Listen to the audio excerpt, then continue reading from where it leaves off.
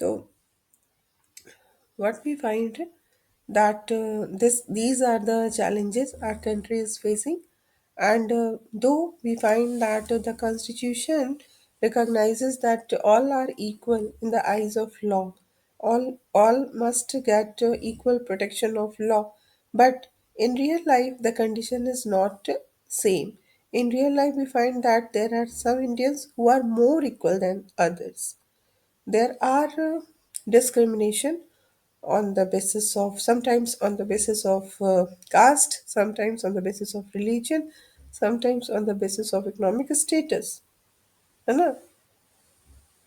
So judged by the standard it set itself at independence, the Republic of India has not been a great success, but it has not been a failure either.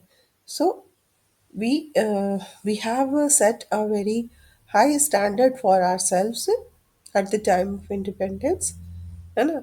जब हमें independence मिला तो हमने अपने लिए बहुत ही अच्छे objectives set किए, and we find these objectives were for the people of the Republic of India.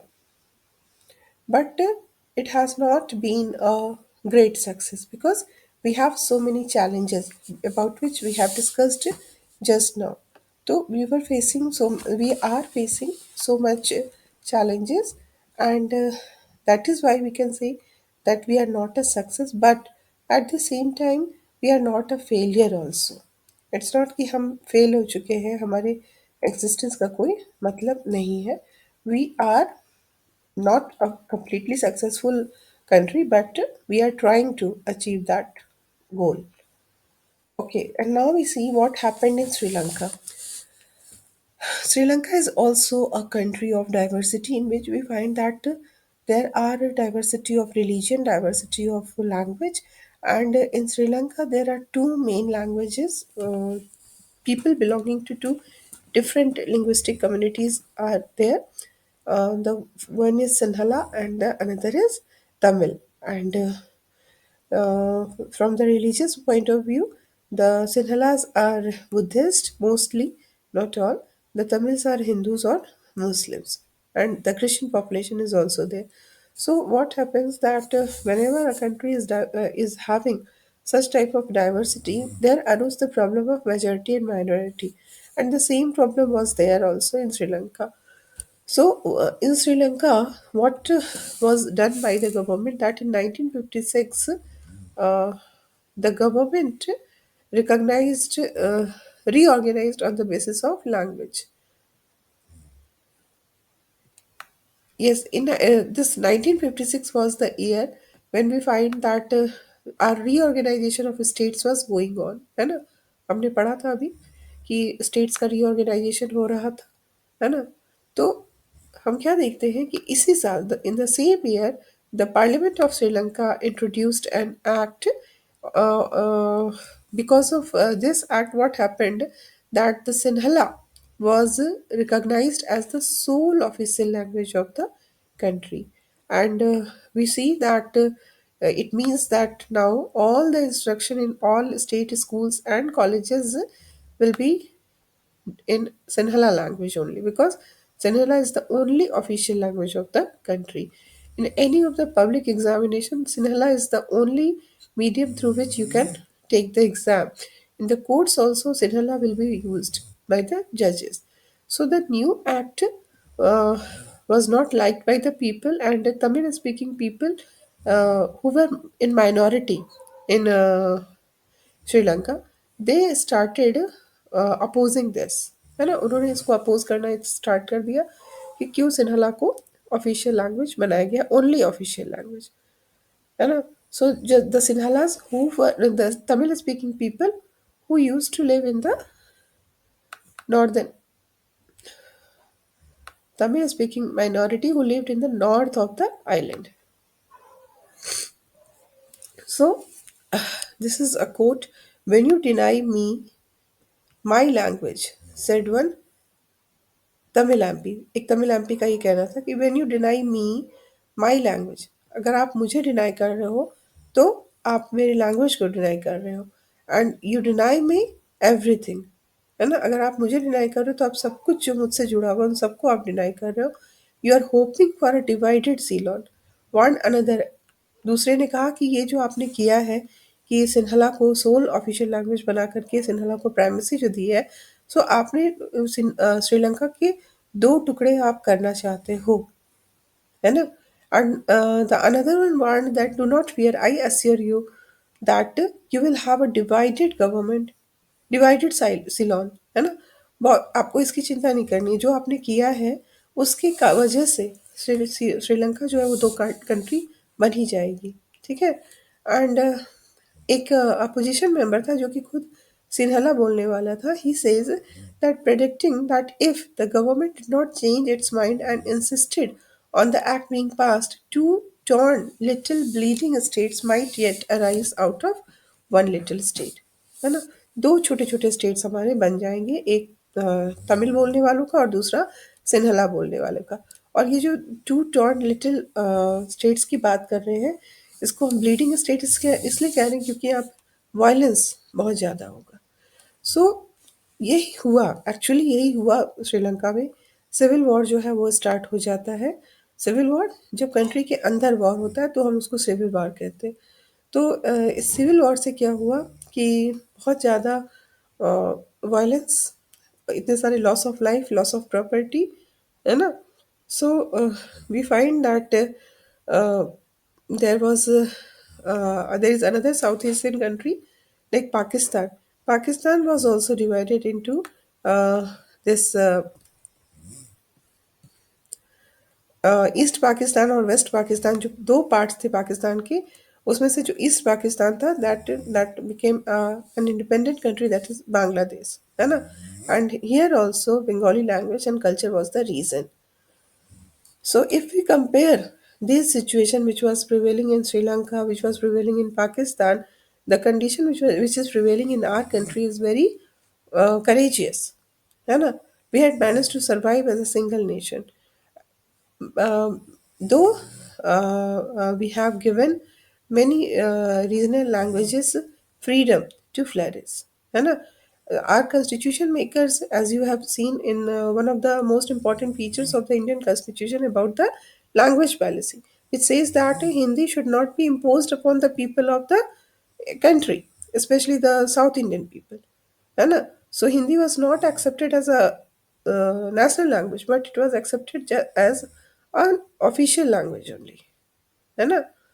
तो अगर हमारे यहाँ भी हिंदी को इम्पोज कर दिया जाता साउथ इंडिया में, तो हो सकता है कि जैसे कि नॉर्दर्न श्रीलंका, ईस्ट पाकिस्तान अलग हो गया, वैसे ही इंडिया का भी सिविल वार होता स्टार्ट और पार्ट में बढ़ जाता, है ना?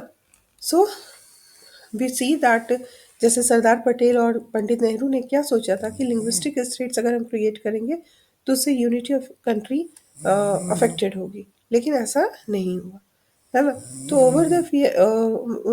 ओवर द ईयर्स हमने यही प्रूव किया है कि we are a successful nation, though some challenges are there and we are trying to conquer all these challenges. So this is all for today. Morning everyone and welcome to the class. We are doing the chapter India after independence, and under this chapter we are doing planning for development, in which we have seen that the Prime Minister Pandit Nehru was very much impressed by the planned economy of USSR, and accordingly he adopted planned economy, and planning commission was set up, and this planning commission was given this responsibility to bring development in our country with social justice. And as we have seen, the first 5 year plan focused on the agriculture, whereas the second 5 year plan focused on heavy industries. And here also we find that at the end of the second 5 year plan, there started a controversy about the interference of the state in the economic activity. Like there were some who supported that there must be interference of the state in the economy, so that the economy should be for the poorer section of the society, so that the social welfare can be achieved, the goal of social justice can be achieved. And on the other hand, there were critics also who were of the opinion that the government should not interfere in the economy should be free. So we feel that there were some other controversies also.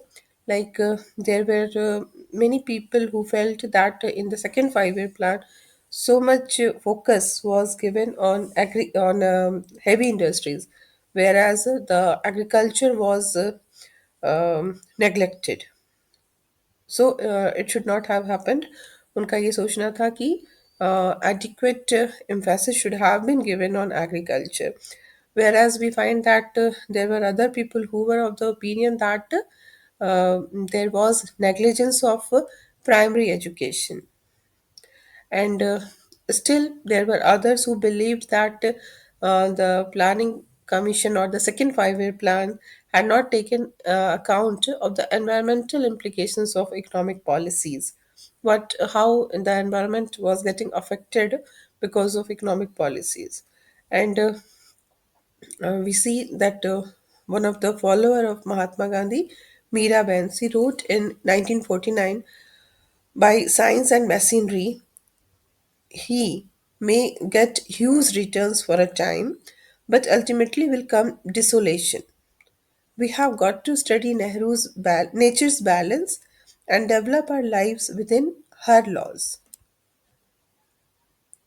If we are to survive as a physically healthy and morally decent species. So, this is the view of Miraben, that with the help of science and machinery, we can get development, we can become a developed countries, but it is not going to be useful or helpful in the long run. We need to be in harmony with the nature, and we should develop ourselves within the laws of nature. We should not go against the nature. And if we really want to survive as a physically healthy and morally decent species, then we must do this. We must be in harmony with the nature. And now we see the search for an independent foreign policy. The Second World War ended in the year 1945, and this Second World War resulted in in the emergence of the two superpowers in the world politics. The first superpower, it's not about first or second.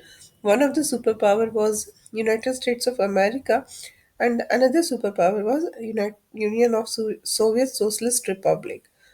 So these two were superpowers. It means that these two were most powerful countries at that time from the economic, political, and military viewpoint, and also technological. Yes. So we find that these two were very powerful countries, and not only this, these two were following two different ideologies also. Like USA was following the ideology of capitalism, and USSR was following the ideology of socialism. And with this, we find that one more main event after Second World War, one more main event was the independence of emergence of newly independent countries of Asia and Africa. So now so many countries got independence, and these newly independent countries were very weak, not only politically, but also economically and militarily and technologically also. So what happened that there started to be a system of this blocks blocks बनने लगे, like US block में कुछ होने लगे, countries जमा होने लगे, and some of the countries were getting collected in USSR bloc. So the whole world was started to be divided into two groups. In this situation, India also got independence on 15th of August 1947. But Our Prime Minister Pandit Nehru was of the opinion that we don't need to be in any of the blocks. We don't need to be in either in US bloc or in USSR bloc, because he was of the opinion uh, we become the member of any one of the blocks, then we will have to follow the foreign policy according to the leader of that bloc. We will not be in a condition to follow our independent foreign policy. We will not be in a condition to follow a foreign policy which fulfill the national interest of the country. So this was not acceptable to our national leaders, especially Nehru, and that is the reason he started talking and making conferences with other like-minded people. And in this, we find that there were leaders from Egypt, Yugoslavia, Indonesia, and Ghana. These all these leaders, they sat together, they met together, and started this non-alignment movement. Non-alignment matlab you are not aligned to anyone. ठीक है, you are not with any of the groups. Two groups जो है उसमें से आप किसी के भी साथ नहीं है. You are not going to join any of the alliances, any of the group, any of the blocks, है ना? So this is known as non-aligned movement, and here you must understand that our non-cooperation movement was not something which is equal to isolation or neutral. Isolation or neutral नहीं था ये, because when we are a non-aligned country, we were very much active in international politics. है ना? We played a very active role in the international politics. So, non-aligned movement is not isolation or neutral or being neutral. ठीक है? So we find that it was started by India and other countries like Egypt, Yugoslavia, Indonesia, and Ghana. Later, so many countries became its member, especially the countries which got independence after the Second World War, which are the developing countries of the world.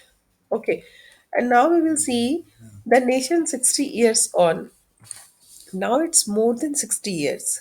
It's we can say it's 70 years when we got independence. है ना? So we are celebrating more than 70 years of our existence as a free nation. But here we will see that what are our achievements and where we failed. India, first of all, as we have seen the challenges the country was facing at the time of independence, and the most important challenge was uh, to be like a united country. Okay, so that aim is achieved. India is united. है ना, हमारी कोई भी part नहीं हुए. Only one partition was there. That was in 1947. After that, no partition took place. We are one. The second is we are a democratic country. Our country is the largest democracy in the world. So we are still democratic. The people are the sovereign. है ना? So these are the achievements, and there were many foreign observers who were of the opinion that India will not be able to survive as a single country. Why? Because India has so much diversity, so many people, people belonging to uh, different caste, different cultural groups with different linguistic groups are living together. So it was the opinion of some of the foreign observers that India will break up into many parts. But what we find that that did not happen. We are still a country, a single country.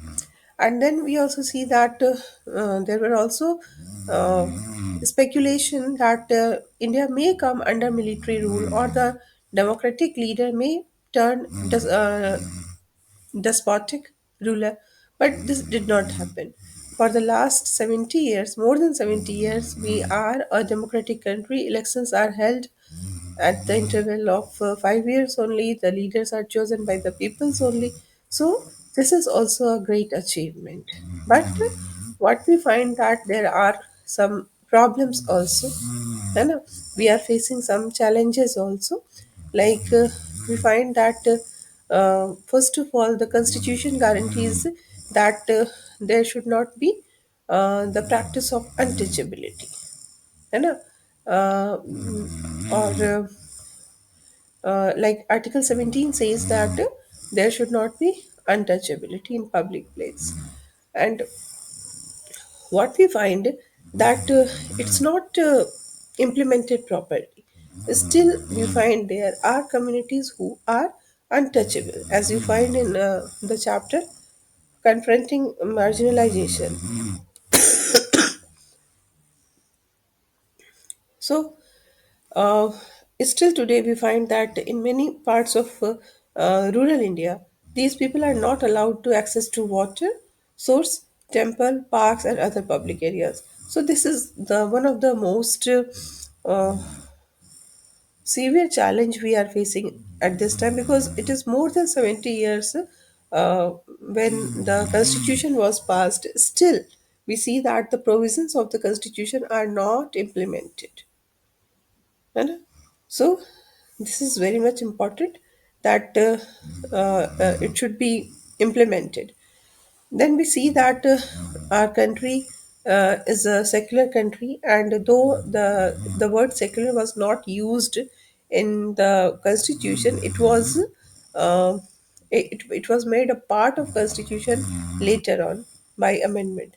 And still we find that in spite of being a secular country, still we find that different religious groups classes with each other. है ना? In many states they clash with each other, they have conflict with each other. And and not only this, we find that there is a huge gap between the rich and the poor. There are many people who are not able to fulfill the basic needs of their life, whereas we find that there are few people who are uh, leading a highly luxurious life. And also, this gap is also one of the biggest challenge we are facing at this time. There are people who live in large houses, dine in expensive restaurants, send their children to expensive private schools, and take expensive foreign holidays. But there are many who don't have the basic needs. They are not able to eat properly, eat nourished food. They are not able to clothe properly. They are not able to live properly because there is lack of shelter